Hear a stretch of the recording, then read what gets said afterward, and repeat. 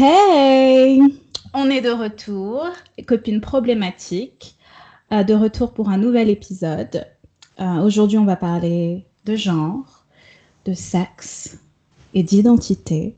Un sujet donc très croustillant et très problématique. Et je vais donc laisser ma co-hôte présenter ce sujet. À toi, Paola. Avec une voix beaucoup moins sulfureuse. Oui, écoute, j'essaie de rendre ça safe for work. Donc voilà. Alors aujourd'hui, j'aimerais discuter de sexe, de genre et On d'identité. aimerait, on aimerait. Ok, on est deux dans ce bateau. Vas-y, laisse. Euh, il semblerait qu'au XXIe siècle, enfin en 2020, depuis à peu près 2015, de manière beaucoup plus insistante, la question de l'identité par rapport à une appartenance sexuelle est une question qui fait débat. Voilà. La théorie du genre a toujours existé. Enfin, c'est une théorie qui est quand même le pilier du mouvement LGBT. C'est une théorie qui naît dans les années de l'après-guerre, avec notamment la phrase choc de Simone de Beauvoir, me semble. Oui, c'est Simone de Beauvoir. On ne naît pas une femme, on le devient. Voilà. C'est vraiment cette phrase qui symbolise le féminisme de deuxième vague, voilà, celle qui va au-delà de l'obtention du droit de vote et de l'individualisation de la femme. Mais voilà, on se retrouve en 2015 à 2021 maintenant.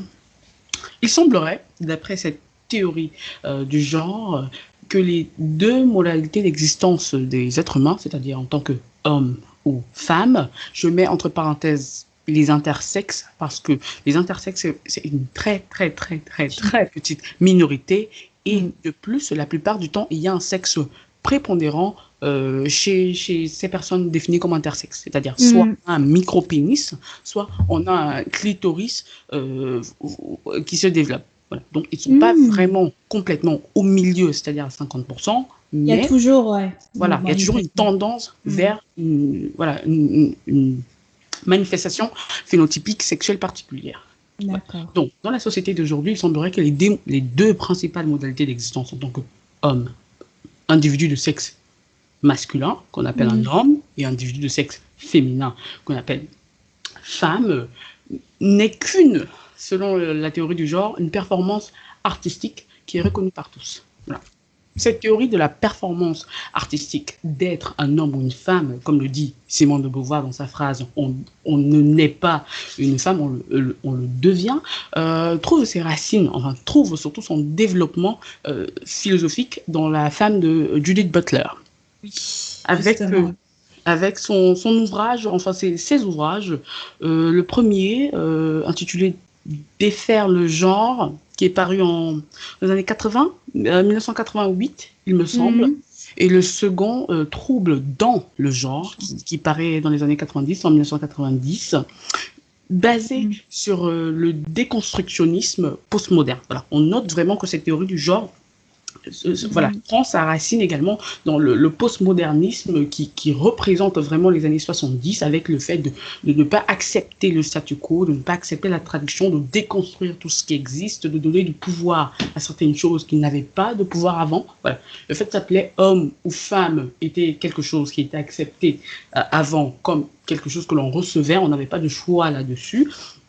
Mais avec le postmodernisme et cette déconstruction de l'existence humaine, voilà, on découvre que être un homme ou une femme, ce n'est pas un a priori, ce n'est pas une nécessité d'être. Alors, pour Judith Butler, le fil conducteur même de ses ouvrages est ce fait fondamental qu'il n'existe pas de sexe, qu'il n'existe pas surtout en premier de genre, c'est-à-dire il n'existe pas que le masculin et le féminin, mais que ce soit un spectre. Mais surtout, son affirmation qui cause plus de débats, c'est surtout le fait qu'elle extrapole l'absence d'existence de genre au fait qu'il n'existe pas non plus de sexe et qu'il est impossible de dissocier les termes de genre et de sexe. Personnellement, Je ne suis pas d'accord avec cette proposition. Mais suite à cela, puisque dans notre monde aujourd'hui, cette question se pose notamment avec le mouvement transgenre, avec tous les droits, enfin, les lesbiennes, les gays, les bisexuels, n'ont pas ce problème d'identité vraiment qui est niché dans le corps, alors que les transgenres ont ce problème. Parce qu'il faudrait définir le terme transgendre. Je pense qu'il y a une confusion entre transgendre et transsexuel. Mais bon, plusieurs questions donc, me viennent à l'esprit. Est-ce qu'on doit faire abstraction du sexe? Est-ce qu'il faudrait, définir les termes sexe, genre et identité? Et selon la théorie du genre, devrait-on faire abstraction du sexe? Devrait-on abolir la notion de sexe même? La deuxième question qui m'intrigue, c'est est-ce que les corps sont des pages blanches? Est-ce que les individus, les corps sexués, sont, comme on dit en latin, tabula rasa, c'est-à-dire vraiment inexistants avec des propriétés inhérentes, mais la société fait vraiment la totalité, la culture, les mœurs et les normes d'une société représentent ou font l'individu de ce qu'il est, font d'un homme un homme ou d'une femme une femme. Et si la théorie du genre, selon Judith Butler, est correcte et qu'il n'y a pas que de genre, combien de genres existe-t-il? Et quelles sont les ramifications légales d'une pluralité du genre? Ça a des conséquences légales. Le monde est reconnu, on reconnaît sur les formulaires hommes et femmes. Voilà. Quand il y a une pluralité de genres qu'on ne peut pas définir, jusqu'où peut aller la liste sur une feuille quand on demande d'être nommé? Une autre question qui m'intrigue, c'est est-ce que l'identité doit être uniquement basée sur l'expression de son sexe ou une expression genrée par rapport à un sexe? Parce que voilà, les transgendres sont-ils seulement reconnus par cette expression cette expression phénotypique extérieure de ce qu'ils et elles pensent être à l'intérieur? Et en dernier, cette déconstruction du sexe et du genre a des ramifications également pour les enfants. Voilà, aujourd'hui, on a des problèmes, on a de la dysphorie de genre qui est dans le domaine de la médecine. La dysphorie de genre est une pathologie, enfin, c'est une pathologie psychiatrique. Voilà. Est-ce qu'on devrait toujours qualifier cela d'une pathologie psychiatrique? Voilà. Parce que pourquoi est-ce qu'on devrait qualifier une dysphorie de genre chez un enfant de 10 ans comme une pathologie et accepter qu'un homme de 35 ans qui décide de devenir une femme comme non pathologique? Alors, je définirais le sexe déjà comme l'ensemble des caractéristiques sexuelles qui permettent de définir si la personne est femelle ou mâle. D'accord. Et le genre, oui, comme l'ensemble des caractéristiques du coup plutôt sociales qui permettent à un individu de se représenter dans une catégorie, dans la catégorie précédemment définie, genre par exemple. Donc en gros, le genre est une extension du sexe. C'est une extension, mais c'est l'extension sociale du sexe. C'est l'extension beaucoup plus performative du sexe. C'est l'extension esthétique du sexe, en fait. Donc, oui, c'est toutes les caractéristiques sociales, du coup, créées par la société, pas par la nature, mais par la société pour pouvoir ranger un individu dans la catégorie, donc femme ou homme, en fait. Donc, tout ce qui est expression de genre, donc en termes esthétiques, vêtements, tout ce qui est associé à un certain sexe féminin ou masculin, ce sera mis dans le genre. Le sexe, c'est le naturel, du coup le biologique, et le genre, c'est ce qui est associé généralement au biologique. Mais ce que du coup, les théoriciens du genre essaient de... tout ce que les théoriciens du genre essaient de déconstruire, du coup, ce lien un petit peu entre sexe et genre. Donc voilà. Et toi, tu définirais le genre et le sexe comment? Ah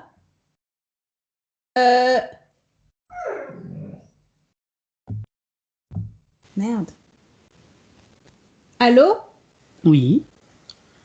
Tu m'as entendu? Oui. Parce que tu étais en mode... T'as éteint ton micro. Oui, c'est parce que ça va encore faire des trucs à couper. Parce que ma tante était encore en train de me parler. Ok, d'accord. T'as entendu ma question du coup? Non.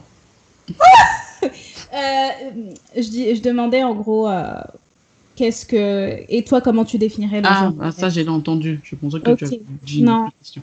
non. Alors, on va bien recommencer ici. Je suis d'accord avec ta définition du sexe et du genre. Voilà.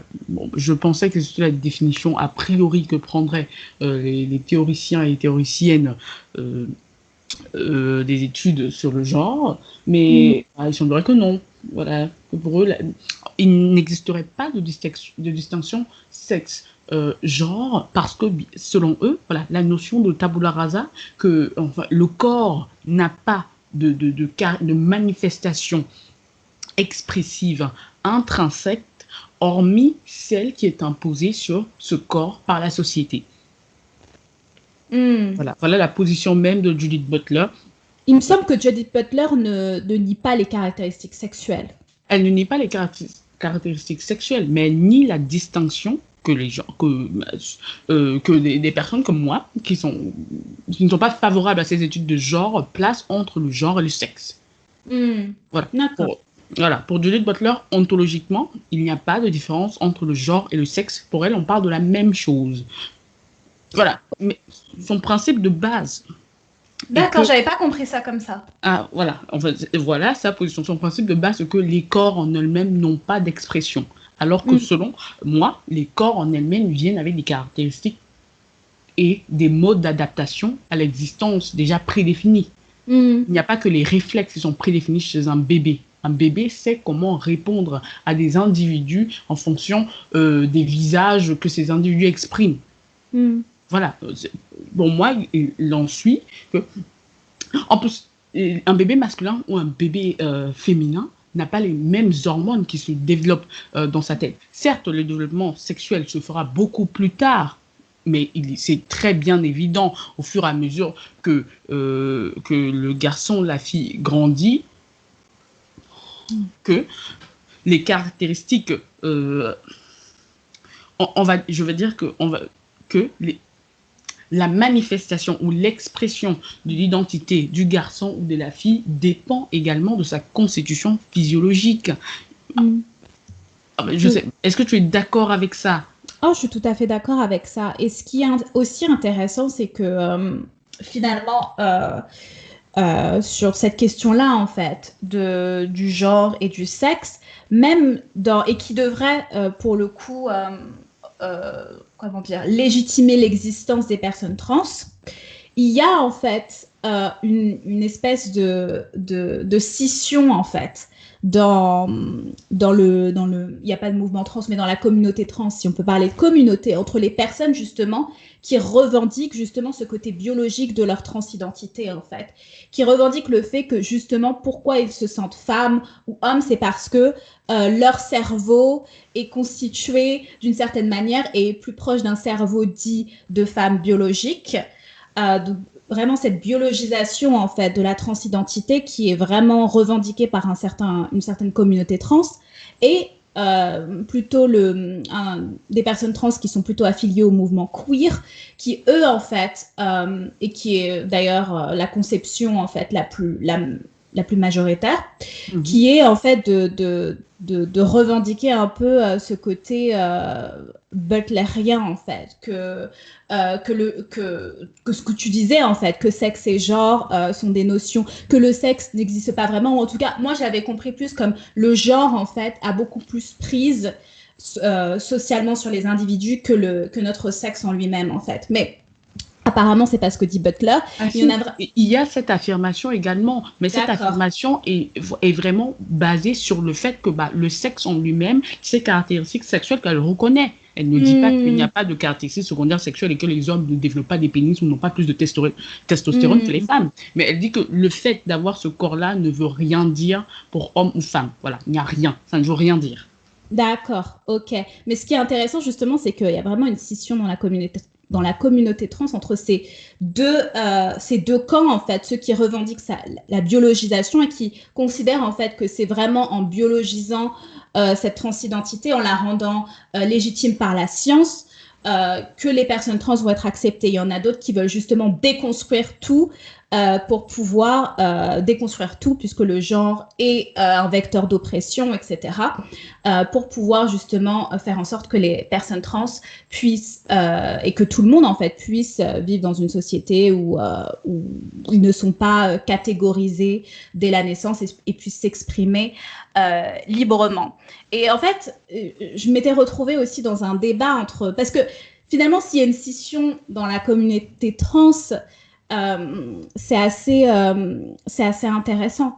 C'est pas juste un débat entre personnes cis qui justement utilisent la biologie pour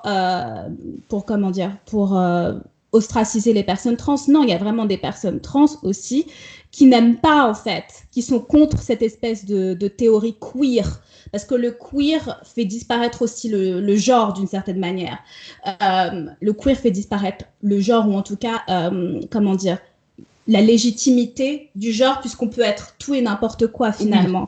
Tu vois, et il y a des personnes trans, elles, qui revendiquent ça, qui veulent se faire accepter comme femmes, qui détestent en fait ce côté-là.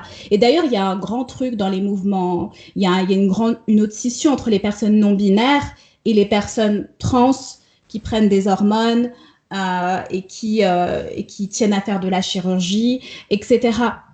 Donc ça va au-delà en fait du monde cis et du monde trans, c'est plus grand que ça. Et moi, ce qui me dérange aussi, parce que, en gros, si effectivement certaines parlent, parce que je trouve ça intéressant que Butler parle de la performativité, par exemple, du genre et du fait qu'on est un peu comme des espèces de comédiens sur une scène, en fait, et qu'on performe notre genre en permanence. Et je trouve qu'il y a du vrai dedans, en fait, qu'il y a un côté très performatif dedans. Et je crois qu'on en avait déjà parlé aussi dans une précédente vidéo, le côté performatif du genre. Mais ce qui me dérange en fait dans cette vision, parce que c'est une vision très matérialiste, et pourtant, j'y vois énormément d'incohérences. Parce que si tout est construit, que le genre est construit, que notre identité en fait, même que le sexe est construit, que tout est construction, comment on peut se sentir quelque chose ?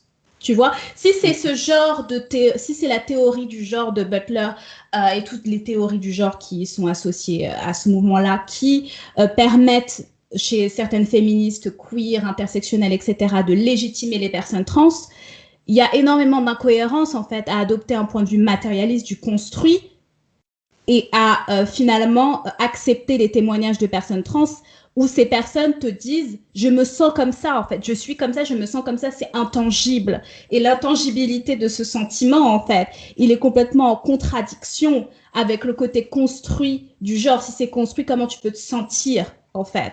Donc, pour moi, en fait, c'est plus l'incohérence, en fait, de cette théorie-là qui me dérange. Mais là, on parle de genre, par exemple, on parle de genre à l'occidental, mais la notion qui est différentes catégories, c'est une notion, par exemple, qu'on retrouve dans d'autres communautés, dans d'autres peuples, par exemple. Même dans certaines religions et spiritualités, la notion de two spirits, etc., cette espèce de non-binarité, on la retrouve pas juste dans les théories néo-marxistes et matérialistes et féministes, etc. Donc ça, c'est intéressant aussi à faire remarquer, c'est que c'est pas ces théories-là, c'est juste le résultat en fait de l'invisibilisation des personnes qui ne se sentaient pas du genre assigné à la naissance entre guillemets, mais ces personnes-là, elles ont toujours existé en fait. C'est pas une construction, etc. Elles étaient légitimées dans certaines sociétés. Aujourd'hui, elles sont ostracisées entre guillemets dans la société occidentale, mais ça a toujours existé. Et Butler n'a fait que, et d'autres ont fait que intellectualiser la question, mais ces personnes-là ont toujours existé. La transidentité a toujours existé, même si on ne la nommait pas comme ça. Donc voilà, je sais pas trop où je voulais en venir avec ça, mais mais je trouvais intéressant de dire en fait c'est pas juste c'est très complexe comme question en fait, et moi je serais plus du côté des personnes qui veulent biologiser. Mais on ne Même peut pas si... biologiser quelque chose. Enfin, on ne décide pas du résultat euh, de, de, Hmm, d'une expérience, d'une recherche scientifique. Voilà. ouais. Voilà, moi, ce fait que oui, ils ont envie de biologiser cette idée trans, voilà, me paraît c'est particulier. Voilà, ils Non, mais viennent parce déjà qu'il y a des avec un études. résultat, mais ils Il y a viennent d'un des résultat études. particulier. Et en science, si tu veux trouver un résultat particulier, tu le trouveras. Mhm. C'est le souci, parce qu'ils savent déjà ce qu'ils veulent voir. Et Ouais. quand on cherche, on trouvera. D'accord, donc tu trouves que c'est pas une bonne idée. Peut-être que c'est. Je me dis que c'est une manière qui est peut-être. En fait, j'aurais préféré que ce soit des études indépendantes qui constatent, voilà, par exemple, on faisait une étude sur différentes personnes et on constate quelque chose, et quand on repart étudier la population qu'on a utilisée, on voit qu'il y avait des personnes trans et une majorité de cette population trans avec des caractéristiques particulières. Alors que là, Hmm, c'est la Société des transgenres qui fait une recherche scientifique sur les transgenres. Tu me dis, il y a déjà un biais qui est évident, il y a des conflits d'intérêts. hmm. Je crois pas que. En tout cas, moi, j'ai vu des études sur l'analyse des cerveaux des personnes, d'une personne trans Oui, féminine. Et c'était des études. Parce que moi, j'avais vu une étude et il me semblait pas que c'était une étude qui avait été. Enfin, il me semblait que c'était une étude indépendante, en fait. ah, Sans biais. je suis quand même. En fait, c'est juste que enfin, le fondement, la majorité des études vraiment reconnues, parce que tout le monde Hmm, peut faire des études, mais il y a des critères particuliers pour valider cette étude comme ayant un résultat significatif applicable au reste de la population. hmm, Mais j'ai également vu les recherches sur les cerveaux des transgenres, hmm. voilà, et apparemment le cerveau d'un ou d'une. J'ai même un problème déjà, voilà, je voudrais voilà, adresser un problème particulier avec le terme transgenre. Voilà, parce que D'accord. je pense que les gens confondent transgenre et transsexuel. Et je pense que le terme approprié est beaucoup plus transsexuel que transgenre. Hmm. Ça dépend. Ah Ça non, mais dépend. c'est Par deux exemple, si on termes parle des. différents. Enfin, bah, c'est comme la confusion entre genre et sexe. Voilà. Je la Non, mais retrouve dans le terme transgenre et transsexuel, qui n'est pas connu. Transsexuel n'est pas dans le vocabulaire commun. pourtant, c'est un terme médical, non? Oui, c'est un terme médical, mais ça n'a pas été. Oui, c'est un Euh, terme qui est rejeté majoritairement par les personnes trans, sauf celles qui sont juste, du coup, qui qui ont revendiquent changé, justement. voilà, qui ont vraiment changé de sexe. Oui, voilà, toutes les personnes justement qui sont du côté plutôt médicalisation, biologisation de la transidentité en fait et qui ont changé de sexe revendiquent ce terme. Enfin, il y en a certains qui revendiquent le terme transsexuel. Mais après, enfin, c'est pas juste une question de naître dans le mauvais corps, même si c'est un terme qui pourrait être considéré comme transphobe. Il y a aussi toutes les personnes, comme j'ai dit, qui sont non-binaires, qui sont, tu vois, et elles peuvent pas se reconnaître. Enfin, Oui, mais c'est, je peux d'abord me concentrer sur la question des trans. Parce que moi, c'est tu veux dire la question trans féminins masculins, tu veux dire. Pas de oui. toutes les personnes qui sont à genre ou je ne sais pas quoi. Ah si, nous viendrons à la question des Hmm, non-binaires. C'est un autre cas. d'accord. C'est parce qu'en fait, la grande partie sont des trans, et c'est plus des trans que je connais que des non-binaires. Hmm. Et Mais ils voilà, sont trans aussi, hein. Ils sont considérés comme. pour moi, Hmm. voilà, quand on arrive à ce genre de mélange de vocabulaire où tout est rien et rien est tout, Oui, ça c'est vrai. Ça c'est vraiment vrai. mais sur l'étude, il y a une étude devant laquelle je suis là, selon laquelle les à part, voilà, des études Hmm. des cerveaux de transgenres, Ouais. notamment celui des transgenres femmes. Hmm. Voilà, sur le site, c'est marqué trans. Voilà, moi, ça m'embête aussi. Parce que quand on dit trans, est-ce que ça veut dire transsexuel? La personne a changé de sexe. Ou transgenre, la personne apparaît sous un faciès particulier qui n'est pas celui qui est en accord avec la manifestation biologique. Voilà, voilà parce qu'il faudrait qu'on Tu veux dire si la différencie. personne prend des hormones et tout? Oui, si la personne est en train de changer de sexe, c'est en train de prendre Ah, des hormones. C'est sûr que si tu es en ok. train de prendre des hormones féminins alors que tu es un homme, bon bah, il y aura une Mhm. féminisation de ton corps, aussi peu soit-il. Mhm. Voilà, donc quand on fait ces études, ce n'est pas précisé sur l'étude. Voilà, c'est le genre de choses qui m'embête quand je vois ce genre d'études. Il y a plein de petits points comme ça. Ce n'est pas précisé si ces hommes sont sous des hormones. Mm.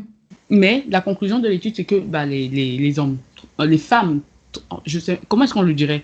Un Les homme femmes qui trans? apparaît comme une femme, c'est une femme trans ou un homme trans? Oui. Un homme qui apparaît comme une femme. Tu Oui, veux dire un mâle, une femme trans? Oui. c'est une femme, enfin, je sais pas comment on les C'est appelle. une femme trans. Ok. Donc, le cerveau des femmes trans, apparemment, est sexuellement attiré aux femmes. Mais je ne vois pas où est la nouveauté. C'était un homme hétérosexuel avant. Là, dans cette étude, ça parle d'attirance sexuelle? Oui, d'attirance sexuelle. Ouais, D'accord. voilà. Mais voilà, ça apparemment c'est un fait à souligner, mais je ne vois pas en quoi c'est un fait à souligner puisque c'était un homme hétérosexuel avant. Mm. Et là, il est une femme et il est attiré par les femmes. Naturel. Le cerveau Mm. masculin, dans la plupart des cas, est attiré par des femmes. Mhm. D'accord. Oui, c'est vrai que c'est bizarre comme mise en Voilà. Et lumière. c'est pareil pour non, Les hommes trans. les hommes trans, voilà, qui sont Mm. attirés par des femmes. C'était des femmes qui étaient attirées par des femmes et maintenant, bon, bah, elles sont D'accord. des corps des hommes, donc elles sont attirées par des femmes, toujours, ça ne change pas. Mm. Moi, pour cette étude, bah, ça m'intrigue sur vraiment cette différence, quelle est la différence significative vraiment dans le cerveau du transgenre. Mm. Voilà. N'était-ce pas déjà un cerveau enclin à faire certaines choses bah, qui poursuit le fait d'être attiré par ces mêmes choses malgré une apparence qui est changée? Y a-t-il vraiment un cerveau trans? Je pense que c'est la question que je me pose. Y a-t-il vraiment un cerveau trans? Ah, c'est une très bonne question. Et justement, cette question, et je trouve ça. Je comprends en fait pourquoi tous ces milieux militants queer ne veulent pas justement que la science se mêle dans ce genre de questions, dans les questions de la transidentité. Mhm. Mais je me demande si dans une société occidentale où la science justement est érigée, en fait, est érigée réellement je sais pas que c'est limite une religion. Enfin, la Oui, science, c'est le truc le plus important dans une société occidentale. oui. Je me demande si c'est pas contre-productif en fait de nier ou en tout cas de rejeter toutes ces recherches scientifiques qui pourraient légitimer la transidentité, tu vois. Comme Mm. la notion de dysphorie de genre, qui est le fait justement de se sentir étranger dans son corps, en fait, et de rejeter les parties sexuées de son corps qui ne correspondent pas au genre auquel on appartient, en fait, et qui est même notion, en fait, qui est même rejetée également dans la communauté queer qui se revendique du Judith Butler. C'est une notion qui est complètement rejetée. Et donc, du coup, en fait, si ça m'intrigue pourquoi ces personnes recherchent à juste rejeter en fait toutes ces espèces d'indications en fait qui pourraient permettre aux personnes trans d'être beaucoup plus légitimes, parce que finalement sur quoi repose la transidentité si ce n'est que Voilà, un sentiment. Mais donc du coup pourquoi revendiquer une vision matérialiste si c'est juste un sentiment? En fait c'est juste complètement ça n'a pas de sens en fait, ça a juste pas de sens. Et quand ta théorie n'a pas de sens, c'est compliqué en fait. C'est compliqué de faire reconnaître toutes ces personnes-là, toutes ces personnes trans. Et je trouve ça Voilà. dommage. Et surtout qu'il y a multiples interprétations de cette même théorie. Et on a plusieurs factions. C'est compliqué pour le gouvernement de légaliser un statut particulier quand ce statut n'est pas défini. Voilà. Ça va nous permettre de venir aux ramifications légales de cette existence de multiples genres. Sur les fiches aujourd'hui, c'est homme ou femme. Mais quand quelqu'un me dit je suis non-binaire, je ne connais pas les autres. Voilà, apparemment il y en a plusieurs. Non-binaire, oui, il y en a plein. Tu peux inventer n'importe quel genre, en fait. Voilà, bien, tu vas au cœur du problème. Ouais. Le fait que ces termes peuvent être inventés par qui que ce soit. C'est ça, oui. C'est vraiment un problème. Et voilà, un autre problème, c'est que, en fait, je trouve que toute cette espèce de toutes ces personnes queer qui revendiquent l'unicité de leur genre, etc., elles oublient en fait que le genre, à la base, aussi, c'est pratique en fait de catégoriser les personnes en deux. C'est juste pratique, c'est pas transphobe en soi. Ça permet de régir la société de manière beaucoup plus pratique en fait. Si tout le monde s'invente un genre, ça va être beaucoup plus compliqué. Donc, surtout que ces personnes se disent offensées quand on n'utilise pas le pronom approprié. Et ça me renvoie à ce qui s'est passé avec Jordan Peterson en 2016, il me semble, avec le Bill C-16 au Canada, qui mandatait, selon la loi, le fait d'appeler une personne transgenre par les pronoms qu'elle voulait. Et D'accord. sauf que ces pronoms n'étaient pas clairement définis. Enfin, tu pouvais être emprisonné pour avoir euh, mal prononcé, Mégenré, on dit. ou mal genré un individu ou une individu. Voilà, c'est Mm. particulier que le gouvernement entre vraiment dans le langage, parce que là, c'est vraiment voilà, la liberté d'expression Ouais. qui est mise sur le bûcher, là, selon moi, avec ce qui s'est passé au Canada. Et surtout, voilà, revenons au fait qu'il n'y a pas de nombre défini et que tout le monde peut s'inventer un pronom. Ouais. Voilà, dans un monde où tout le monde peut s'inventer un pronom, pourquoi est-ce Mm. que tout le monde ne peut pas s'inventer une existence? Voilà, pourquoi? Parce qu'il me semble que les transgenres, quand on donne l'exemple, la plupart du temps, il y a une métaphore qui sort, ok, je décide que je me sens un chat, je suis un chat. Maintenant, agis envers moi comme si j'étais un chat. Mm. Voilà, les transgenres ne sont pas d'accord avec cette métaphore, sauf que bah, pour moi, c'est la simple extrapolation de leur raisonnement, selon Ouais. laquelle un sentiment définirait une identité, et cette identité doit être imposée à ceux et à celles avec qui on interagit. Mm. N'est-ce pas, au Ouais. détriment de la société? Clairement, c'est au détriment de la société. C'est là où les libertés individuelles, en fait, Voilà. oui, c'est ça où elles perturbent complètement le fonctionnement de la société. Et c'est, oui, de toute façon, malheureusement, oui, c'est un petit peu tout ce qu'il y a de plus extrême et de caricatural, en fait, dans le libéralisme, en fait, et dans cette notion que l'individu prime sur tout, tu vois, Oui, et que ton droit à être, et que tu as le droit d'être qui tu veux, et que tout le monde doit respecter qui tu veux être, comment tu veux te faire appeler, etc., etc. C'est malheureusement, en fait, ça nous impacte tous, et pas forcément positivement, parce que il y a des personnes qui pourraient dire oui, mais c'est son droit. Et qu'est-ce que ça change à ta vie? Bah, moi, personnellement, à ma vie, bon, si déjà on criminalise le fait de mégenrer quelque chose, oui, ça oui, peut changer quelque chose à ma vie, mais en plus, mais au-delà de ça, personnellement, ça ne change rien à ma vie, mais si on parle d'individus en termes de société, plus exact. d'individus uniques, oui, en tant que société, en tant que membre faisant partie d'une société, oui, ça peut changer quelque chose à ma vie, à l'existence des gens en général, en fait. Et je trouve que c'est dangereux, en fait, de mettre l'individu sur un piédestal de cette manière, en fait. Enfin, Voilà. c'est vraiment dangereux. Oui, L'individu est devenu un peu un dieu, tu vois, tu peux devenir qui tu veux, tu peux te créer voilà. toi-même une identité, etc. Exactement. Voici l'un de ces rares épisodes où nous ne sommes pas problématiques. C'est plutôt Tu une veux... symphonie, là. Ah non, mais attends, cette opinion, elle est très problématique, c'est juste qu'on est Oui. d'accord. Mais je pense que, tiens, pour créer un peu de discorde, je pense que tu ne seras pas d'accord avec ça. C'est que moi, je suis... j'avais fait un test qui disait que j'étais essentialiste, en fait, que j'étais une féministe plutôt essentialiste, parce que je suis très spirituelle. Donc moi, je vois un peu... et c'est complètement anti-matérialiste. Du coup, je vois le genre comme... on va dire des énergies, tu vois, donc l'énergie féminine, l'énergie masculine, etc. Et c'est Oui. comme ça que je comprends le genre et que je comprends les individus, en fait.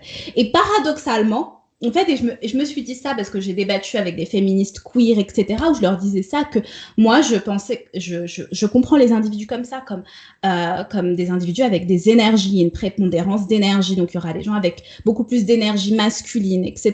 Bon, je ne vais pas définir le terme énergie, mais bon, voilà, Mhm. c'est juste pour rester vague. Et elle me disait que c'était essentialiste, etc. Et que je lui disais, mais que finalement, moi, si je conçois les individus comme ça, le fait qu'une personne se sente femme, bah, dans mon paradigme et dans la façon dont je vois les choses, en fait, c'est complètement cohérent. Et donc, j'aurais absolument aucune difficulté, en fait, à concevoir l'existence d'une personne trans. Mais si toi, en tant que matérialiste, tu penses que le genre est une construction, c'est toi, en fait, comment tu peux concilier ça? Comment tu peux concilier ta pensée matérialiste avec l'existence des personnes trans et cette intangibilité du genre? Et je me rappelle que ça les avait un peu perturbés parce que généralement, quand tu dis que tu es féministe essentialiste et que tu vois tout en termes d'énergie, tu es considéré comme transphobe, alors que non, en fait. Donc moi, j'ai un peu une vision spirituelle qui serait jamais acceptée dans cette société occidentale, puisque la spiritualité est quelque chose qui n'est pas forcément mis en avant, c'est la religion qui est plus mise en avant que la spiritualité. Mais j'aimerais savoir ce que tu en penses, en fait, de cette notion d'énergie ouais, d'énergie, cette notion spirituelle du genre, qui a existé auparavant, en fait. Parce que parce que je ne sais pas si toi, tu acceptes l'existence des personnes trans, enfin, tu acceptes l'existence des personnes trans pas comme un trouble psychologique, mais comme juste le fait de personnes qui possèdent des caractéristiques. Enfin, comment tu considères les personnes trans, je veux dire? Pour moi, ce sont des individus. Quand j'interagis avec un individu, j'interagis avec un individu. Si un homme biologique se présente devant moi avec des attributs féminins et que je suis incapable, parce que j'ai été incapable de constater ou de déceler que c'était un homme biologique et pas une femme biologique, j'interagis avec cet individu comme j'interagirais avec une femme. D'accord.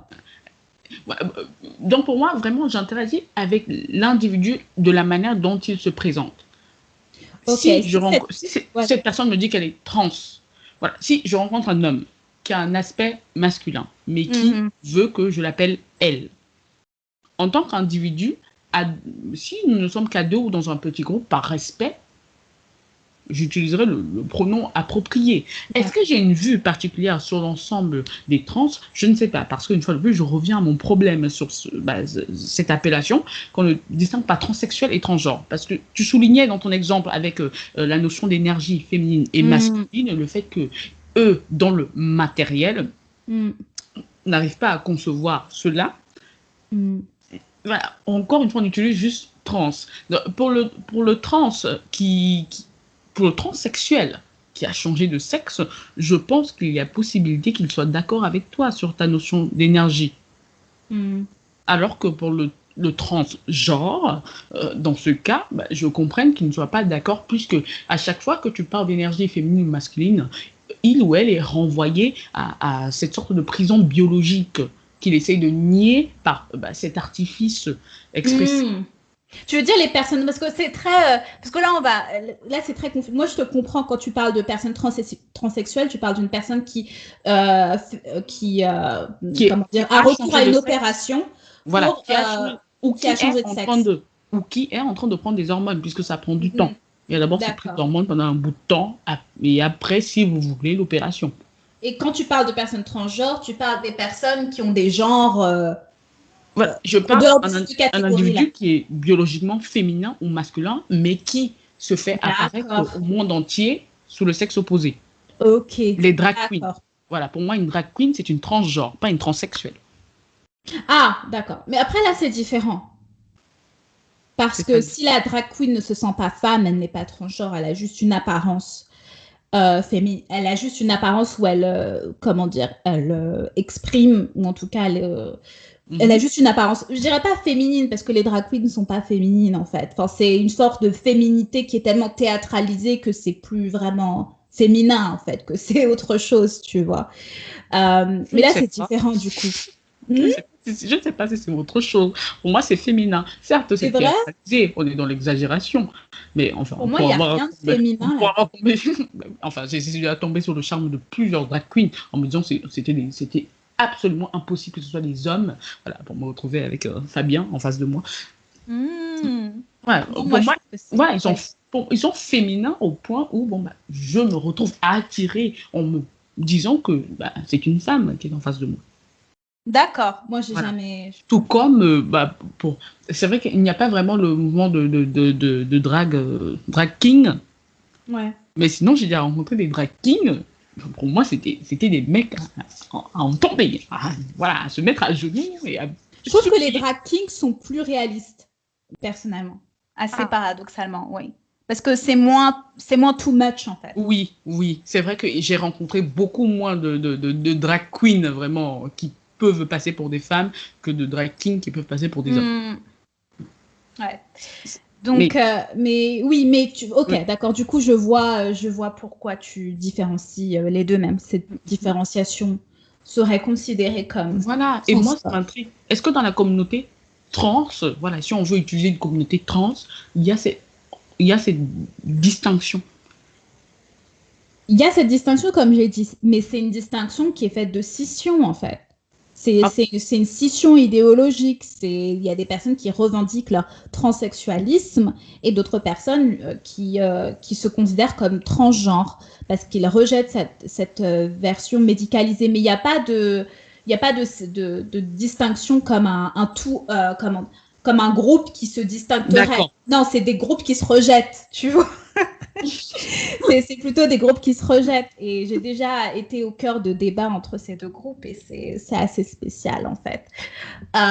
Mais bon, du coup, c'est intéressant. Mais du coup, oui, je vois pourquoi je comprends du coup ta remarque sur le fait qu'une personne transgenre, je vois pourquoi elle serait heurtée par le fait que je pense en termes d'énergie. D'énergie.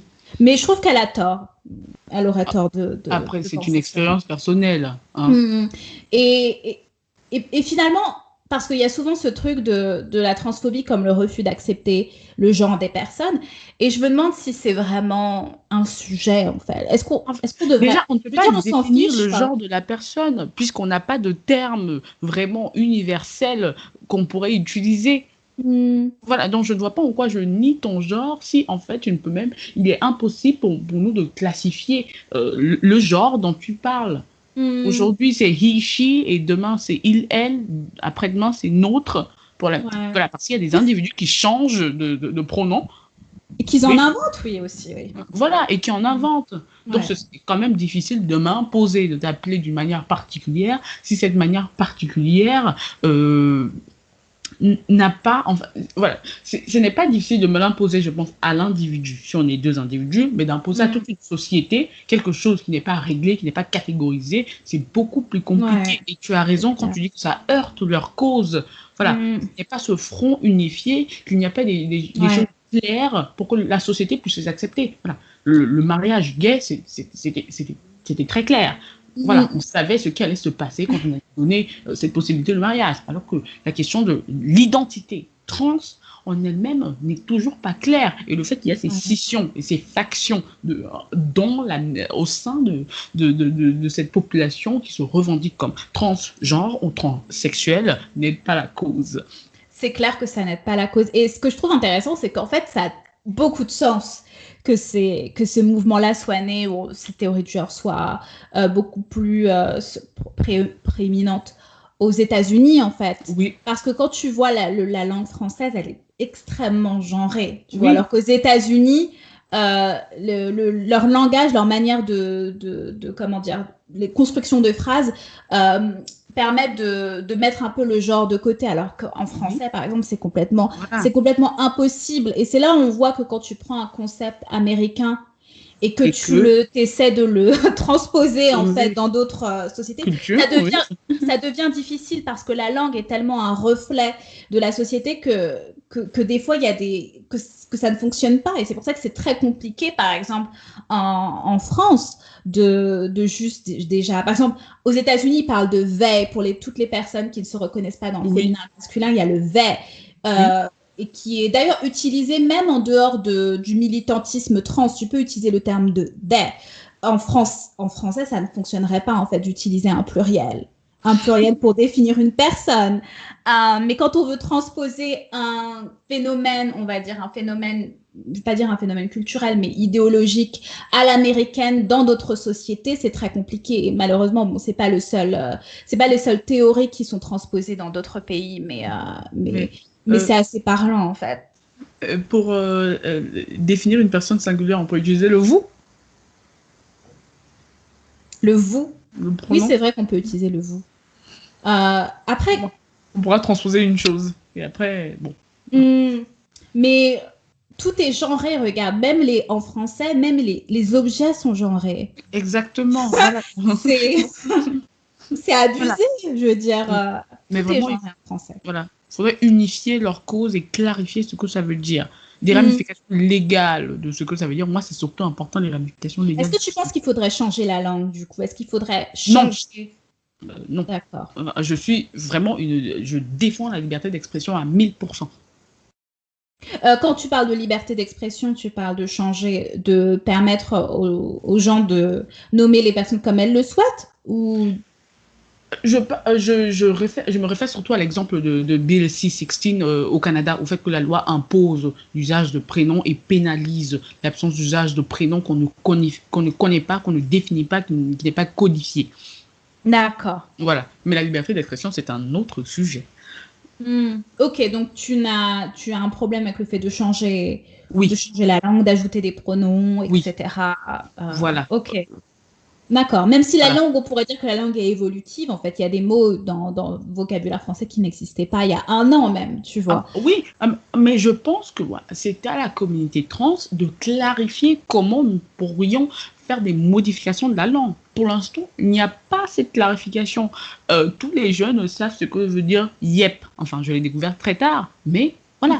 N'importe quel jeune dans toute la France sait ce que ça veut dire yep. Mhm.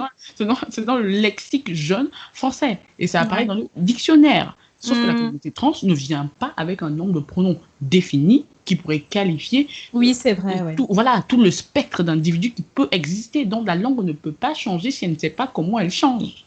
Mm. Après, il y a le langage inclusif, par exemple, qui est un moyen qui a été, comment dire, popularisé en fait. Pas Mhm. le langage inclusif en termes, sans changer la langue, mais les langages, tout ce qui est utilisé dans le langage inclusif militant, donc les points, etc., les tirets, Ah tu vois oui, ce que c'est. je Euh, l'utilise. d'accord, ok. Bah, t'es pas Mais je complètement l'utilise fermé. plus, voilà, je l'utilise plus comme une féministe qui veut inclure les femmes partout, hein. Oh, Voilà, d'accord. c'est ça. J'ai eu des soucis à la fac, Hmm, ma première année de médecine, parce que bah, je mettais vraiment, je féminisais tout, hmm. absolument tout. Et la prof, en fait, elle m'a pénalisé, en fait, à ma note finale, elle m'a pénalisé parce que bah, je ne faisais Très que lustrante. mettre des il et des Très L bien. partout, il Hmm. tirait elle, voilà, avec des ES partout, parce que c'était à l'époque où j'étais vraiment féministe à 400%, ou vraiment, Aujourd'hui, tu le c'était à fais plus. l'époque où les hommes, il fallait se débarrasser des hommes, il fallait juste les garder pour la reproduction, mais sinon, voilà. Ah oui, carrément Voilà, géniarchique, quoi. voilà, c'était à ce point. Enfin, je n'étais pas féministe, je voulais la domination féminine, hein. Voilà. Maintenant, je vois D'accord. très bien que j'étais erronée dans mon idéologie, je voulais Hmm. la domination féminine. Mais sinon, voilà, c'est un langage inclusif, ça m'est resté, je l'utilise toujours. Pour moi, dès D'accord. que je peux inclure les femmes quelque part, je les inclus.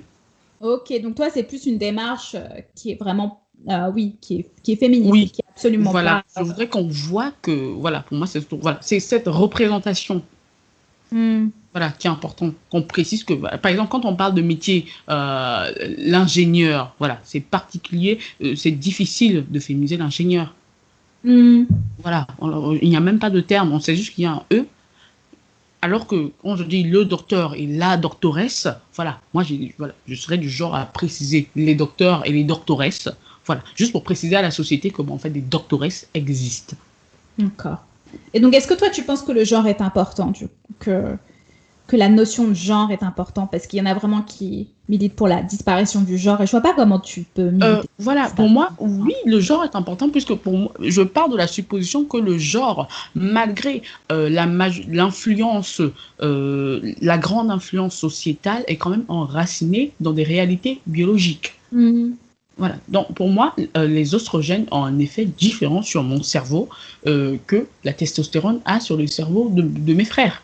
Mais est-ce que c'est un effet différent sur ton comportement, Oui. sur ta Si, je sais. personnalité, En fait, sur tes goûts? ta personnalité naît de ton cerveau. Hmm. Donc, bien évidemment que c'est dans ton corps. Voilà. Il suffit juste que tu n'aies pas assez de sucre dans ton corps pour que ton comportement change. Les gens sont plus agressifs qui n'ont pas de sucre. D'accord. Voilà. Quand on est. Voilà. Il y a une étude qui a été réalisée sur des juges. Je pense que peut-être que tu connais l'étude des juges sur la manière dont ils donnaient l'obtention de la parole. How do you say it in French? Je sais pas. Voilà, quand tu demandes à ce que ton cas soit réexaminé afin D'accord, ok. voilà. Or, le terme Ok. me viendra plus tard, mais oui. Mais apparemment, les juges sont plus cléments le matin, quand ils viennent juste d'avoir le petit-déj. D'accord. Ceux qui arrivent entre 11 heures et midi et qui veulent une libération conditionnelle, niet, le juge C'est attend. fou. Mais c'est Voilà, pour ça qu'on va se faire remplacer par des robots, en fait. voilà, voilà. Pour moi, c'est à ce point que je pense que la personne que je suis est quand même enracinée dans les réalités biologiques de mon corps. Mm. Si les enfants, quand ils naissent, on se met à les pomper, si c'est de sexe féminin, on se met à les pomper de testostérone, bah, je pense que cet individu manifestera des caractéristiques qui sont aujourd'hui considérées comme masculines. D'accord, donc tu es déterministe, quoi, il y a vraiment... Non, pas vraiment des termes. Alors, je dirais que 15%, entre 15 et 20% de l'expression extérieure de ce que je suis est basée dans le cerveau. Mais la majorité, bien évidemment, la société l'a construit. Je découvre en grandissant. Voilà pourquoi je ne suis pas entièrement contre la phrase de Simone de Beauvoir. Surtout pour moi qui ai grandi dans une culture africaine où la femme, c'est très clair, la position de la femme, c'est très très clair. Je connais très bien les conventions contre lesquelles j'ai toujours voulu aller à l'encontre. D'accord. Voilà, là je le suis devenue, cette femme, que j'ai rejetée maintenant en grandissant, mais sinon je sais très bien le chemin que j'aurais pris si j'étais restée dans ce monde où ce que être une femme signifiait était purement culturel. Enfin, je rentre aujourd'hui dans les disputes avec ma famille, bah, les femmes n'ont pas le gène de la cuisine. Enfin, ouais. Dans ma culture, la femme doit, enfin, ouais, c'est une évidence, que la femme doit cuisiner. Enfin, c'est pas une question, je devais cuisiner pour mes petits frères. Ouais. Pourquoi? Tout simplement parce que j'étais une femme. Mais sauf qu'aujourd'hui, je dis, il n'y a pas de gène de la cuisine dans la femme, on ne l'a pas découvert, donc il n'existe pas. Donc pourquoi est-ce que c'est moi qui devais cuisiner? Il n'y a pas d'explication logique, mais on me dit c'est comme ça. Ouais. Après, je me demande si le genre est... Moi, j'aime le genre, en fait. J'aime le fait que la masculinité soit socialement, s'exprime différemment en termes esthétiques, que la féminité... Enfin, j'aime cette espèce de... J'aime cette binarité. Je sais que cette binarité, elle peut être contraignante pour celle qui a une espèce de... dans cette binarité qui permet justement la complémentarité aussi. Et j'aurais du mal à... De toute façon, je vois pas comment on peut faire disparaître le genre. Le genre est tellement engrainé en nous, en fait, a tellement empreint cette société, en fait, que c'est complètement... On pourrait faire exploser le genre et, comment dire, et faire en sorte que finalement tout le monde puisse être une femme le matin et un homme le soir, mais le genre ne disparaîtrait pas, en fait. C'est juste le côté statique du genre qui pourrait disparaître. Voilà. Mais le genre en lui-même ne pourrait jamais disparaître, en fait. Voilà, je ne pense pas qu'il soit en train de vouloir la disparition du genre, sinon ça ne s'appellerait pas transgenre. Mais ça dépend. Il y a certaines personnes queer qui revendiquent cette espèce de disparition du genre qui est un outil oppressif, patriarcal, ou je ne sais pas quoi, tu vois. Mais après, il y a plein de... Mais c'est complètement, c'est complètement utopique, enfin utopique, dystopique comme vision de faire disparaître le genre. Après, peut-être que moi, je pars d'une position privilégiée, entre guillemets, parce que le genre auquel on m'a assigné, en fait, me correspond parfaitement, tu vois. Peut-être que c'est déjà... Oh oui. Allons donc dans cette direction. Pour ces individus qui, pendant un moment, ont souffert de dysphorie de genre et qui se sont retrouvés en grandissant, voilà, je vais venir au problème de la dysphorie de genre chez les enfants. Voilà. Puisque avec Gabrielle Union, une actrice américaine. Afro-américaine, ouais. Oui, il me semble que son fils a décidé... Oui, oui. Voilà, que son enfant est transgenre. Voilà. Il me semble que c'est pas son enfant à elle. Oui, il me semble que c'est l'enfant de son compagnon. Ouais, c'est ça, oui. Et voilà, ça a fait l'unanimité dans ce monde-là. Voilà. Ah oui, c'est un sujet sur lequel on n'est pas d'accord, ça, justement. Toi, tu penses que les enfants ne devraient pas se définir dans le genre? Je pense que les enfants peuvent penser à un tas de choses, mais bien évidemment, c'est le rôle du parent de donner un cadre à l'enfant. Si mon enfant me dit qu'il a l'impression qu'il est Superman et que s'il saute, il va voler, je ne pense pas qu'en tant que mère, je justifierais à la police la mort de mon enfant en disant il se pensait pour Superman. D'accord. Donc, tu penses que les enfants transgenres, en tout cas qui expriment... Pour moi, les enfants ne sont pas transgenres. Ils souffrent de dysphorie de genre. D'accord. Mais justement, c'est un élément sur lequel se basait la notion de transidentité. La dysphorie de genre. Oui. mais ce n'est pas regardé de la même manière quand c'est un adulte que quand c'est un enfant. D'accord. Il y a plein de Donc, on ramifications peut qui avoir une viennent. dysphorie de genre sans être transgenre. Oui, Ok, d'accord. moi, c'est vraiment, voilà, l'enfant est quand même, malgré le fait que ce soit un individu, est défini comme enfant parce qu'il est sous la responsabilité des parents. Et il y Hmm, a plein d'idées que les enfants ont en grandissant, surtout en voyant le monde dans lequel ils vivent. Je d'accord. pense que c'est beaucoup moins fréquent de se dire qu'il y avait des enfants en 1950 qui se prenaient pour des transgenres qu'à notre Hmm, époque. Les enfants le voient partout. À l'école, on leur montre l'image voilà, de la personne non genrée avec toutes les parties. C'est d'accord. enseigné à l'école maintenant, donc bien évidemment que les enfants ont cette notion déjà dans le cerveau de ah, peut-être que je ne suis pas une fille, peut-être que je ne suis pas un garçon. D'accord. Mais sinon, il y aurait plus d'enfants qui se questionneraient, non, si c'était juste une question de... Après, il y a aussi la pression sociale qui fait que... Voilà, pour moi, ce questionnement est inévitable. J'ai eu personnellement ce questionnement. À un moment de mon existence, j'ai souffert de dysphorie de genre. D'accord. Voilà, c'est au point où j'avais déjà planifié que quand je serais majeure et que j'aurais mon argent, je me ferais opérer. Ok, d'accord. Voilà, j'étais vraiment en train de souffrir de dysphorie de genre. Bien évidemment, à l'époque, il n'y avait pas de terme pour cela. Je ne connaissais pas ce terme, mais je savais que sans contrefaçon, je suis un garçon. Voilà. Hmm, Pour moi, c'était vraiment ça dans ma tête et c'était tout prévu que je change de sexe. Mais me voici maintenant à l'âge âgé que j'ai et ce corps féminin, je l'embrasse, je l'admire, Mais je je ne voudrais comprends, pour rien je m'en comprends ta séparer. position, en fait. Du coup, je comprends ta position. Mais tu ne penses pas que potentiellement, même si tu avais, si tu étais allé au bout, en fait, de ce Mhm. désir-là, peut-être que tu aurais été aussi très bien dans un corps d'homme. Non, enfin, ce n'est pas le même corps. Voilà. Pour avoir été en chirurgie plastique et pour avoir vu ces transformations, Hmm. il y a le bon côté de la chose, notamment les 15 jours après l'opération, attends, c'est l'homme trans ou la femme trans? Une femme qui devient un homme. Femme, homme trans. Voilà. Quand l'homme trans découvre son appareil, son nouvel appareil sexuel, voilà, Hmm. il y a une grosse euphorie pour la plupart, ils sont contents. Enfin, et nous, on est contents avec eux en se disant, enfin, il a le corps dont il a toujours rêvé, qu'il a toujours espéré. Mais ce corps vient avec un tas de responsabilités. Il y a des Hmm. médicaments, il y a des prises en charge, parce que bien évidemment, nous n'avons pas créé un gland comme celui d'un homme biologique. Ouais. Voilà, nous avons créé un gland artificiel qui n'a pas les mêmes caractéristiques, qui nécessite, qui est intelligente. Ce n'est pas vraiment une intelligence artificielle, mais il y a des pompes manuelles pour donner un peu plus de rigidité le moment venu Ouais. au gland. Voilà, Ouais. il y a des médicaments à prendre, il y a des prescriptions pour les cicatrices, puisque voilà, c'est une opération très lourde. Voilà pourquoi la plupart des personnes trans ne vont pas au bout. Hmm. Voilà, pour la majorité des hommes trans, il y a juste un retrait, une ablation des glandes mammaires. Ok. Voilà, c'est une opération très, très, très lourde. Et il y a des séquelles parfois catastrophiques. Hmm. Ok.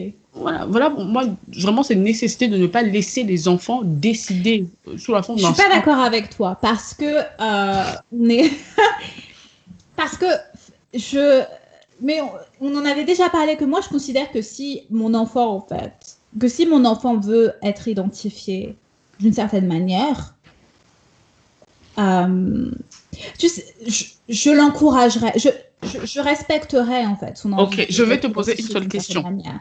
Après, Je- si mon enfant a cette, je sais pas, si mon enfant veut se faire opérer, parce qu'il y a des enfants, il y a des mineurs qui peuvent avoir recours à des opérations chirurgicales, il me semble, de réassignation de genre, etc., de Pardon. réassignation de sexe ou Ça, c'est euh, criminel. Voilà, je vais juste le oui, poser. Moi, j'ai c'est regardé un criminel. reportage d'une jeune femme trans qui s'était fait opérer non, qui avait pris des hormones, pardon, qui avait pris des hormones quand elle était mineure et qui était trans depuis, enfin, qui était toujours une femme trans à l'heure actuelle, etc., et qui racontait son parcours. Non, c'est juste les hormones. Mais par exemple, moi, je laisserais mon enfant potentiellement s'identifier comme il le souhaite, mais je lui refuserais l'accès aux hormones. Je ne l'encouragerais pas à avoir recours à la chirurgie esthétique, etc. Tu vois, ce serait quand même plus modéré que ça. On n'est pas obligé. Le fait de légitimer en fait le genre, ou en tout cas le genre de l'enfant, ou en tout cas de légitimer ce sentiment-là d'appartenir au genre opposé ou à un genre différent, etc. C'est pas l'encourager à avoir recours, forcément l'encourager d'avoir recours à la chirurgie esthétique, ou l'encourager. Non, tu peux tout simplement lui dire, ok, peut-être que tu te sens comme ça et peut-être que ça va changer. Et peut-être que tu te rendras compte que ce n'est qu'une erreur. Mais si mon enfant veut se faire appeler, que c'est source de souffrance pour lui, non, je ne vais pas continuer à l'appeler Steven s'il veut s'appeler si elle veut s'appeler Laila, tu vois. C'est juste, mais en lui disant que tu es un enfant et que potentiellement ça pourra changer. Tu vois. Mais qu'aujourd'hui, si tu veux, effectivement, si tu te sens de cette manière, ok. Mais après, tu peux faire preuve de mesure, tu vois, tout en encourageant l'enfant à se découvrir, parce que ça fait partie aussi de l'exploration, enfin, de l'exploration des enfants, tu vois. Si ton enfant te dit qu'il veut être identifié comme un rat et qu'il faut l'appeler Ratatouille, pour moi, voilà, on part du problème de cette absence vraiment de termes pour qualifier les choses, et le fait qu'un enfant demeure un enfant et qu'un enfant ne pense pas aux ramifications d'un tas de ses sentiments. Oui. Voilà, et le fait que ce soit difficile apparemment pour toi, que ce ne soit pas concevable pour toi d'imposer des limites, des limites dans lesquelles j'irais, ou dans la plupart des parents iraient, sur cette notion de transidentité sur les enfants, cette dysphorie de genre. Pour moi, c'est quand même particulier, parce que l'enfant peut s'identifier à tout en grandissant. J'ai décidé que j'étais plusieurs choses en grandissant. Et si mes parents m'avaient encouragé à m'appeler Ratatouille et à agir comme un rat, je ne pense pas que j'aurais grandi de manière la plus optimale. Oui, mais c'est... Oui, puisqu'il n'y a pas de limite à la définition de puisque c'est ce que je ressens qui prime. Non, non.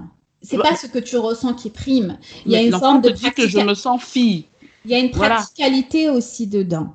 Il y a une practicalité dans le genre. Alors le sentiment de l'enfant n'est pas valorisé. Voilà, alors on s'en fiche bien des sentiments. Si Steven te dit qu'il veut qu'il l'appelle Ratatouille et qu'il a un rat et qu'il veut marcher à quatre pattes, et que tu lui dis maintenant que non, ce que tu ressens, ce n'est pas bon, je ne vois pas pourquoi on ne pourrait pas dire la même chose, puisque c'est la même chose vis-à-vis de la dysphorie de genre, puisque c'est autorité parentale.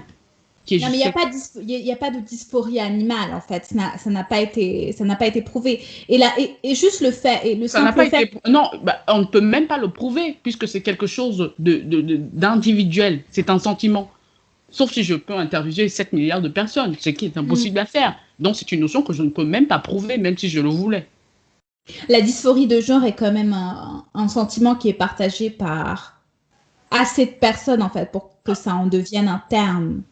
Ou un terme d'analyse. Oui, pour moi, la question de dysphorie de genre, vraiment sur les enfants. Sur les adultes, bien évidemment, le fait d'être majeur dispense de la nécessité d'une autorité. Mais pour moi, je pense que les parents ont tort s'ils sont en train d'encourager un enfant à se retrouver perdu. Alors, l'enfance, c'est déjà une période compliquée. Elle n'est pas facile, l'enfance.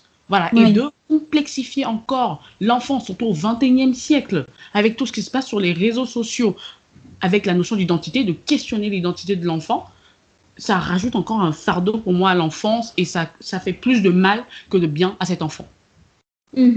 Et surtout que l'enfant, à ce stade où il dit, on va prendre l'exemple du fils de Gabrielle Union. La fille. Oui. Majoré. Scandale. Pour moi, c'est un garçon. Donc, c'est un garçon. Même si dans 20 ans, son genre n'aura pas changé, tu la considéreras quand même. C'est un garçon. Je sais que c'est un garçon. Donc... Non, mais je veux dire, même si ce sera une constante dans 20 ans, tu considéreras... Parce que c'est juste parce que c'est un enfant que tu considères. Oui, voilà. C'est parce que c'est un enfant. Ok, d'accord. Et voilà, il me semble que j'ai perdu mon point. Désolée. Voilà. Mon point était celui que cette dysphorie de genre chez les enfants apparaît. Pour moi, elle ne devrait pas être prise en compte tant que les caractères secondaires sexuels ne sont pas encore manifestes. D'accord, ok. Voilà, il n'est même pas encore dans le corps dont il dit qu'ils ne se sont pas maîtres. Oui, je comprends ce que tu veux dire, oui. Voilà, Ouais, donc ouais, ouais. Donc, d'encourager et de complexifier cette enfance à ce stade, voilà, c'est très dur. Au moins à l'adolescence, quand vraiment il ressentira ce que ça veut dire être homme. oui, je suis d'accord avec toi pour le coup. Je suis d'accord avec toi qu'il faut attendre un certain moment. Et l'adolescence, effectivement, c'est un bon Voilà, moment pour... l'adolescence, c'est le meilleur moment. Ouais. Voilà, peut-être voilà, que l'enfant se questionne vraiment, si vraiment il ressent que, voilà, à la majorité, bon, bah, cet individu aura le droit d'agir comme bon lui semble vis-à-vis de sa sexualité. Et c'est vrai qu'en fait, c'est dangereux aussi de... C'est vrai que ça peut être dangereux d'encourager un enfant qui peut-être aussi associe sa propre identification de genre aux choses qu'il aime, tu vois. Et si effectivement cet enfant est un garçon et qu'il aime les robes, peut-être qu'il s'identifiera comme une fille parce qu'il aime les robes, alors qu'il aime juste porter des robes, tu vois. Et que tu Oui. pourrais juste effectivement l'encourager à porter des robes. Mais ça, même ça, ce serait un affront social et ça pourrait Voilà, voilà, Donc voilà. non, mais c'est aussi pour contredire un petit peu ton point. Donc ça veut dire que parce qu'on vit dans une société où l'enfant risquerait de se faire de se faire insulter, harceler, est-ce que du coup on empêche aussi les petits garçons à porter des robes pour aller à l'école? Du coup, si c'est juste pour protéger l'enfant. Tu vois ce que Je je veux dire? pense que oui, pour moi, la primauté en tant que parent, c'est de protéger son enfant. Donc si ton enfant ne veut pas porter des robes, si ton petit garçon ne veut porter des robes, Mon tu... petit garçon ne verra pas de robe déjà pour décider d'en vouloir en porter. Enfin, sauf s'il veut D'accord. porter les miennes. Ok, Ils sont trop grands. d'accord. Mais tu es Voilà. Et contre pour moi, ça c'est aussi, en fait. Même dans le recadrement, euh, oui, je recadrais de manière assez sévère. Voilà. tu ne porteras pas de robe. Les robes, c'est pour les Si, filles. si à Ça, 18 tu lui ans, diras. voilà, si à 18 ans, il veut toujours porter des robes, monsieur, fais comme tu veux. Tu es majeur. Si tu Mm. préfères être en robe, très bien. Enfin, je n'aurais rien. Mais pour moi, je ne serais pas en train de l'encourager. Voilà, je ne serais pas en train D'accord. de le mettre des doutes dans le cerveau vis-à-vis de son identité, alors que son identité n'est pas encore affirmée. La Mais femme que je c'est là suis où je suis pas aujourd'hui, d'accord. Le fait de porter une robe n'a rien à voir avec l'identité.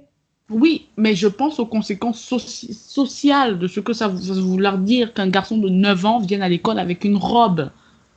Ça, c'est D'accord. pour traumatiser. Voilà, pour moi, je pense juste à mon enfant. Dans ce cas, je veux juste protéger mon enfant et je sais ce à quoi le monde ressemble. Si le monde est un monde de bisounours où les gens se fichent bien de ce qu'ils portent, bien Mm. évidemment, je le laisserai mettre une robe. Mais je sais très bien que je ne vis pas dans ce monde-là et que si je laisse mon fils porter une robe comme il le veut, bah, je l'envoie dans la gueule du loup. D'accord. Donc c'est vraiment pour, c'est Oui. vraiment pour le, oui, tu tiens à la conformité sociale, en fait. Non, je tiens au bonheur de mon fils. La Mais con- il sera Oui, heureux à porter une robe, tu lui mais, empêches d'être oui, heureux. mais il sera heureux. Il y a des conséquences. Voilà, quand on hiérarchise, quand on fait une action, on hiérarchise les conséquences. Il y a les conséquences de premier degré, de second degré et les conséquences tertiaires. Conséquences de Mm. premier degré, je le laisse porter la robe, il est content. Conséquences de second degré, il arrive à l'école, il se fait moquer, il se fait abattre parce qu'il porte une robe. Ça Ouais. lui plaît. Mais est-ce que je voudrais subir le fait que mon enfant rentre avec un œil au beurre noir pour une robe? Il y a la grosse maman au moins qui part. Hmm. Non, mais Voilà, pour moi, c'est valable voilà. aussi, mais on peut pas, mais tu Ouais, peux mais pour pas, moi, la parce que prime. tu choisis la manière dont il devrait être heureux de Oui, cette manière. mais Tu vois ce que mon je veux rôle dire? en tant que parent, c'est cela, c'est de Hmm. donner les meilleurs outils à mon enfant. Quand cet enfant a 18 ans, il a le droit de se manifester de la manière dont il veut. Un Mais si outil, ce quelque chose serait, arrive à mon enfant, enfin, je serai blâmée. Je suis la personne à blâmer. un autre outil, ce serait de lui dire que tu as la possibilité aussi de lever la main. Je n'encourage pas un monde de violence, donc. Tu vois, non, mais c'est ça aussi, c'est, Mais je ne voudrais pas vivre dans un monde où tous les parents sont en train de dire à leur enfant, tu peux lever la main. d'accord. Voilà. Tu peux Pour te moi, c'est défendre juste, hein. C'est une forme de défense, c'est l'autodéfense, enfin, Tu lèves la main quand il y a une personne. Quand ils sont 5, 6, 7 autour de toi, tu pourrais lever la main. Toi et moi, nous savons comment ça va se terminer pour cet enfant. Non, mais je comprends ce que tu veux dire, que c'est pour protéger ton enfant Oui, et ne pas le mettre dans des situations, ne pas l'encourager à être dans des situations qui pourraient lui porter voilà. préjudice. Mais dans ce cas-là, comment on change la société, tu vois? Parce que c'est vrai qu'il y a énormément d'enfants qui juste s'identifiaient. Et ça, c'est aussi une critique, par exemple, de certaines féministes qui sont... parce qu'on n'est pas allé là-dedans dans les ramifications féministes, mais il y a des féministes queer, etc. Mais il y a aussi des féministes radicales qui considèrent du coup toute critique contre le genre comme... En tout cas, il y a des féministes radicales qui ne reconnaissent pas la transidentité et qui considèrent en fait que la transidentité est une maladie, est un trouble, parfois est une manière pour certaines personnes, pour certains hommes par exemple, d'agresser des femmes, prédateurs, oui. Voilà, d'encourager ce genre de comportement, et qui juste se disent que c'est pas parce qu'ils sont vraiment dans un matérialisme qui est pour moi le plus cohérent en fait. Oula. Tu m'entends? Ah ok, c'est juste l'image qui a sauté. Bon bref, qui est dans un matérialisme très cohérent parce qu'elle considère que le genre est une construction, donc c'est pas parce qu'un homme aime porter des robes, aime se mettre du rouge à lèvres, est intéressé par certaines choses caractéristiques qui sont associées aux femmes, que c'est une femme. Ça peut juste être un homme qui aime mettre du rouge à lèvres, qui aime, tu vois, qui aime la féminité et qui aime l'expression de cette féminité-là, en fait. C'est vrai. C'est vrai, mais du coup, si tu brimes, en fait, ça chez les enfants, en fait, pour moi, c'est contre-productif parce que c'est pas comme ça que la société va changer. Oui, mais sauf que comme nous parlions dans un précédent podcast sur le véganisme, pour l'instant, le monde dans lequel je vis est celui-ci. Et mon enfant naît dans celui-ci. Je ne veux pas, on va dire que je ne vais pas sacrifier mon enfant pour la plus grande cause. D'accord. Voilà. Moi, ça, c'est un peu rien à voir, mais je veux dire, c'était pareil quand j'ai décidé à un moment donné, quand j'ai décidé de revenir au naturel, d'arrêter, de me défriser les cheveux, qui est une convenance sociale, en fait, que ma mère m'imposait. Ma mère, justement, qui essayait de me protéger à tout prix, en fait, me disait, mais non, ne fais pas ça, sinon on va se moquer de toi. Et effectivement, c'est moqué de moi. On m'a harcelée, bien sûr, pour ça. Parce que les gens me disaient tous les termes qu'on a utilisés pour définir mes cheveux, pour me dire que je suis moche, etc. Mais j'ai jamais regretté ça. Et aujourd'hui, j'ai jamais regretté ça. Et après, ça a été à la mode, etc. Ça a été enfin accepté. Et les gens me faisaient plein de compliments, tu vois. Mais j'ai jamais regretté, en fait, d'être allée dans la gueule du loup. Parce que je me sentais épanouie de cette manière, tu vois, que c'était important pour moi. Même si je suis allée contre ce que ma mère me disait, tu vois. Oui. Donc je parfois, vois. Mais voilà, mais je maintiens, moi, c'est juste la mère en moi qui sait que c'est juste inconcevable. Voilà, je ferais pas ça. Voilà, non. J'aurais aimé, moi, j'aurais aimé que également ma mère me protège de cette manière. D'accord. Parce que j'ai le luxe en grandissant de devenir vraiment ce que je veux être, si vraiment c'est si insistant toujours. Mais quand je suis traumatisée à vie. Mais tu penses pas que c'est une forme que tu élèves tes enfants d'une certaine manière? Comment dire, c'est pas en décourageant tes enfants, tu leur donnes pas la possibilité de se construire et de permettre d'être beaucoup plus résilients, d'être plus forts, d'être plus authentique. À partir de ses 16 ans, quand les caractères sexuels seront bien prononcés, il pourra se construire. Enfin, la construction, tu n'es pas la femme que tu étais à 8 ans.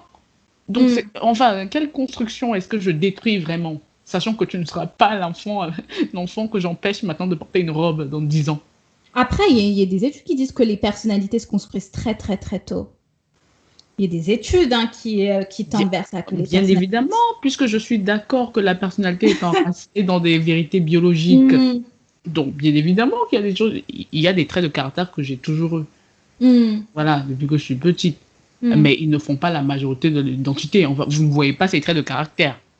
D'accord. On va dire que les gens que je côtoie ne savent pas que c'est un trait de caractère que j'ai depuis que je suis toute petite. Ce n'est pas concordant en fait avec l'image que je donne. Ok, mais ça c'est différent, ça. Là c'est différent. C'est toujours un truc que tu as, tu vois. C'est toujours un trait que tu as. Après, c'est un trait que tu décides de cacher aux autres, tu vois.